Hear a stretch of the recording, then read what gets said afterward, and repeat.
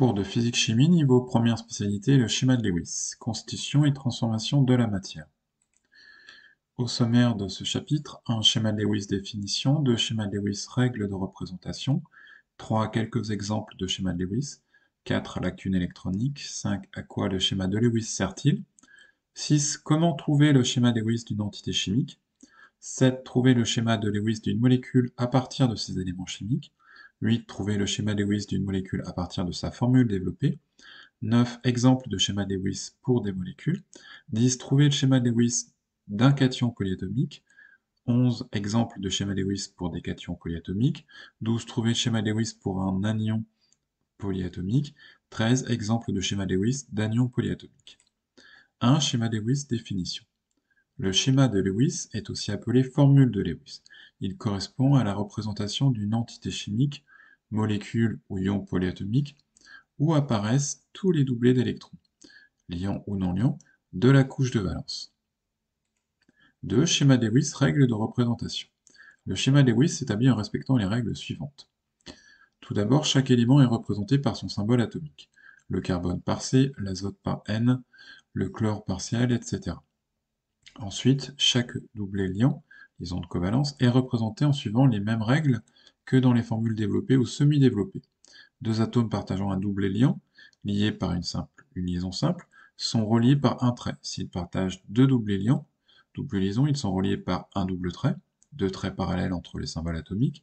S'ils partagent trois doublés liants, triple liaison, ils sont reliés par un triple trait, trois traits parallèles entre les deux symboles chimiques. Exemple avec le cas du carbone, qui peut établir une liaison simple. Dans ce cas, on relie les deux symboles de carbone CC par un trait. Le carbone peut aussi établir une double liaison. Il y a deux doublés liants. Dans ce cas, on représente deux traits entre les atomes de carbone. Et le carbone, pour finir, peut également établir une triple liaison. Donc, trois doublés liants qui interviennent. Donc on représente trois traits entre les deux symboles du carbone. Donc, dernière règle, chaque doublé non liant est représenté par un trait situé autour du symbole atomique. Exemple avec l'atome de chlore. L'atome de chlore forme une liaison, il établit un doublé liant qui va être représenté en direction de l'atome avec lequel il est lié. Et il possède également trois doublés non liants qui sont représentés autour du symbole du chlore.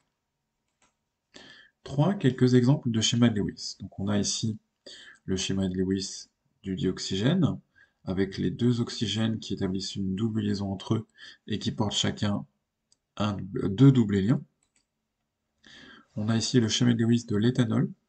Le carbone et l'hydrogène n'ont pas de doublés non liants, mais ils établissent des doublés liants qui les lient à leur partenaire. Le seul atome qui possède des doublés non liants dans cette molécule, c'est l'oxygène. Il en possède deux.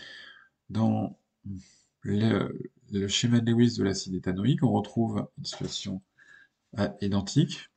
Le carbone et l'hydrogène n'ont pas de doublé non liant, et l'oxygène en possède deux. 4. Lacune électronique. On dit qu'un élément possède une lacune électronique si sa couche de valence n'est pas pleine et qu'il lui manque des doublés d'électrons pour suivre la règle du duet ou de l'octet. Chaque lacune électronique correspond à un doublé d'électrons manquant sur sa couche externe. Elle est symbolisée par un rectangle vide. La plupart des éléments possèdent une ou des lacunes électroniques lorsqu'ils sont sous leur forme atomique isolée, mais ils la perdent lorsqu'ils forment des ions ou des molécules. Il existe cependant quelques exceptions, certains éléments gardent une lacune électronique, même sous forme d'ions ou de molécules. L'exemple de lacune électronique le plus courant est celui de l'ion hydrogène, H+, qui possède une couche 1s vide. Il n'a plus aucun électron. On peut donc le symboliser de la manière suivante, donc avec sa formule chimique H+, surmontée du rectangle vide qui représente sa lacune électronique.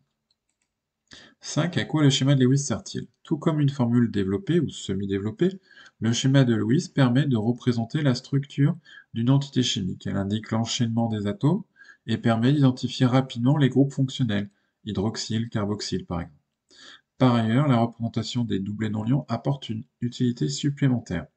Elle permet de prévoir la répartition spatiale des doublés liants et non liants autour d'un noyau, puis d'en déduire la géométrie adoptée par les atomes et groupement d'atomes liés à un atome central. Donc ça, nous le verrons non pas au paragraphe suivant, mais au cours suivant. 6. Comment trouver le schéma de Lewis d'une entité chimique? Pour établir un schéma de Lewis correct, il faut bien entendu respecter les règles de représentation déjà précisées juste avant, mais il faut aussi respecter les règles de stabilité déjà vues en classe de seconde, à savoir la règle du duet et de l'octet. Si un atome forme un ion, en gagnant ou en perdant des électrons, ou s'il forme des liaisons covalentes, en gagnant un électron partagé pour chaque liaison formée, c'est toujours dans le but d'aller vers une plus grande stabilité, et cette dernière s'obtient avec une couche de valence totalement remplie. Par conséquent, l'hydrogène H suit la règle du duet et s'entoure d'un double liant lorsqu'il forme une molécule. Mais lorsqu'il forme un ion, alors il présente une exception à la loi du duet et possède une lacune électronique. Le lithium et le magnésium suivent aussi la règle du duet, mais forment principalement des cations. Les gaz nobles, dans la dernière colonne du tableau, suivent tous la règle de l'octet, sauf l'hélium, qui suit celle du duet. Sous leur forme atomique, ils ne se lient pas et ne figurent donc jamais dans le schéma de Lewis d'une molécule ou d'un ion. Les autres éléments, avec quelques exceptions, suivent la règle de l'octet. Ils s'entourent tous d'un total de 4 doublets d'électrons, liants ou non liants. 7. Trouver le schéma de Lewis d'une molécule à partir de ses éléments chimiques. Si l'on souhaite trouver le schéma de Lewis d'une molécule, alors on peut facilement identifier les doublets liants et non liants qui entourent un atome. D'après les règles vues dans le paragraphe précédent, la plupart des éléments s'entourent d'un total de 4 doublets d'électrons. Il reste cependant à déterminer lesquels sont liants et lesquels sont non liants. Dans le cas d'une molécule, les choses sont assez simples. Le nombre de doublets liants correspond au nombre d'électrons manquants pour remplir la couche de valence. En général, cela revient à compléter la dernière sous-couche P pour atteindre P6. Et les doublets restants sont liants. Par conséquent, pour un atome, donc si cet atome a comme dernière sous-couche P2, c'est-à-dire que c'est un élément de la deuxième colonne du bloc P du tableau, et qu'il a une dernière couche de forme S2P2, alors il va former 4 doublets liants, pour gagner 4 électrons et donc remplir P, et va donc utiliser les 4 électrons qu'il a sur sa couche de valence pour établir ces doublets liants. Il ne lui reste donc aucun électron susceptible de former un doublet non liant. Pour un atome dont la dernière sous-couche est P3, c'est-à-dire que c'est un élément de la troisième colonne du bloc P du tableau, et sa couche de valence, sa couche externe, est sous forme S2P3. Pour compléter sa sous-couche P, pour compléter sa couche de valence, il va former 3 doublets liants. Il va donc utiliser 3 des électrons qu'il possède sur cette couche, et va donc garder S2, les 2 électrons en S, disponibles pour former un doublet non liant. Ensuite, pour un atome dont la dernière sous-couche est P4, c'est-à-dire un élément de la quatrième colonne du bloc P du tableau, qui a une sous-couche qui a une couche externe de forme S2P4. Il va former 2 doublets liants pour gagner les 2 électrons manquants afin de compléter P4, et il va donc lui rester 4 électrons qui vont former 2 doublets non liants. Ensuite, dernier cas, pour un atome dont la dernière sous-couche est P5, autrement dit sa couche de valence est de forme S2P5, eh bien il lui manque un électron pour compléter P5, il va donc former un doublet non liant, et il lui restera 6 électrons qui vont former 3 doublets non liants. Chaque élément aura toujours l'une des représentations suivantes dans un schéma de Lewis. L'atome d'hydrogène, donc, qui va avoir un doublet liant et aucun doublet non liant. Donc il n'y aura pas de différence avec l'hydrogène représenté dans une formule développée. Ensuite, pour l'atome de carbone, eh bien, il formera toujours 4 doublets liants, qu'ils soient répartis en liaison simple ou en doublé ou en liaison double ou en liaison triple. Quoi qu'il en soit, il n'y aura jamais de doublet non liant, et donc le carbone lui aussi se représente de la même manière dans un schéma de Lewis que dans une formule développée. L'atome d'azote. L'atome d'azote, lui, donc aura toujours un doublet non liant accompagné de 3 doublés liants qui vont se répartir soit sous forme de 3 liaisons simples, soit sous forme d'une liaison simple et d'une liaison double, soit sous la forme d'une liaison triple. L'atome d'oxygène, lui, portera toujours 2 doublés non liants et formera soit 2 liaisons simples, soit une liaison double. L'atome de fluor va former uniquement une liaison simple et sera toujours accompagné de 3 doublés non liants. 8. Trouver le schéma de Lewis d'une molécule à partir de sa formule développée. La méthode pour transformer la formule développée d'une molécule en schéma de Lewis est relativement simple. Les hydrogènes ne subissent aucune modification, ils n'ont pas de doublé non liant, et leur représentation reste la même. Les atomes formant 4 liaisons, c'est-à-dire possédant 4 doublés liants, restent inchangés. S'ils ont 4 doublés liants, alors ils ne peuvent pas avoir de doublé non liant. Pour les autres atomes, on ajoute autant de doublés non liants que nécessaire pour arriver à un total de 4 doublés. Un atome formant 3 liaisons a donc un doublé non liant, un atome avec 2 liaisons aura 2 doublés non liants, et un atome formant une seule liaison aura 3 doublés non liants. Exemple pour l'éthanol, donc on a sa formule développée. On a donc l'hydrogène qui reste identique à lui-même, le carbone qui a déjà 4 doublés liants et donc qui ne porte pas de non-liant. Il n'y a que l'oxygène qui va être modifié lors du passage de la formule développée à la formule de Lewis, puisqu'il a seulement 2 liaisons, 2 doublés non-liants. Les 2 doublés restants sont des doublés non-liants. Donc au final, pour passer de la formule développée au schéma de Lewis, on ajoute les 2 doublés non-liants de l'oxygène. Autre exemple, le chlorure d'éthanoïl. On a ici donc de l'oxygène et du chlore.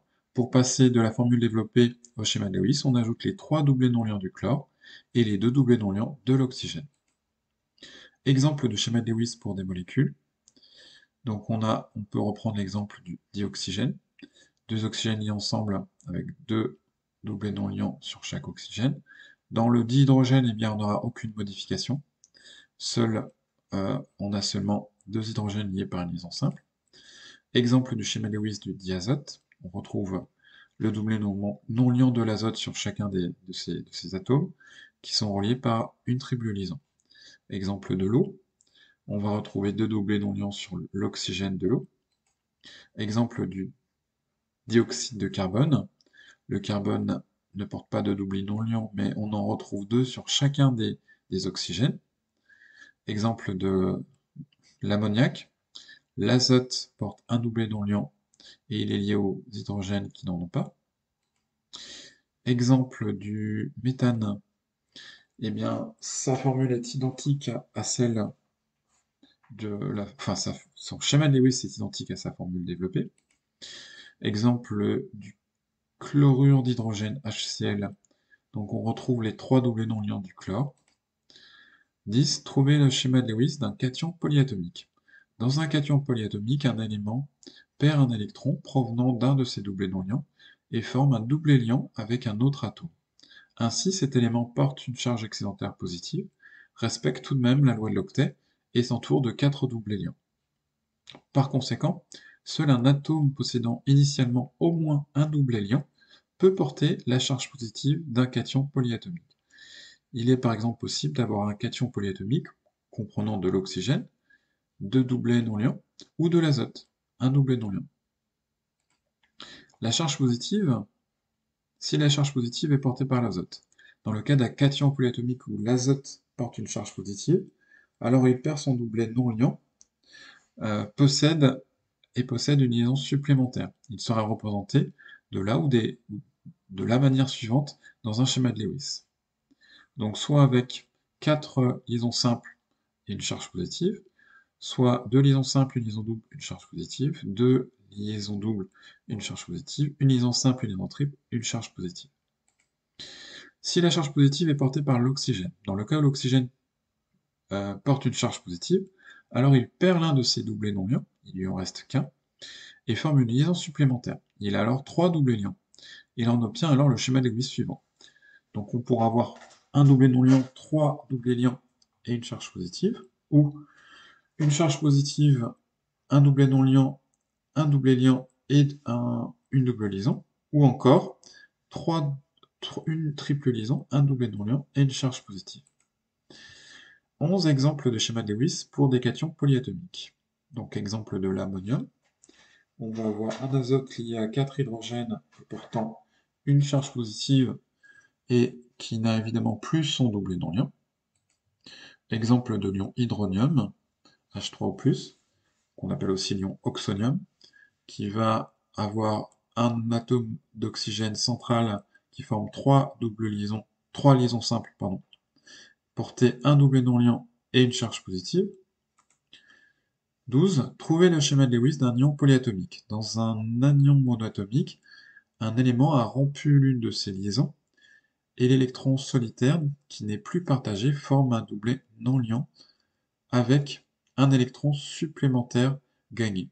Ainsi, cet élément porte une charge excédentaire négative, respecte toujours la règle de l'octet, puisque le doublet liant perdu est remplacé par un doublet non-liant. Par exemple, dans le cas de l'oxygène, celui-ci a perdu un de ses doublets liants, il ne lui en reste qu'un, mais il a un doublet non-liant supplémentaire, il en a 3 au total, et se représente de la manière suivante dans un schéma de Lewis. Donc on aura l'oxygène entouré de ces 3 doublets non-liants, portant une charge négative, et établissant une seule liaison simple. Donc on aura par exemple le cas de l'ion hydroxyde. Donc fin du cours, n'hésitez pas à poser des questions en commentaire.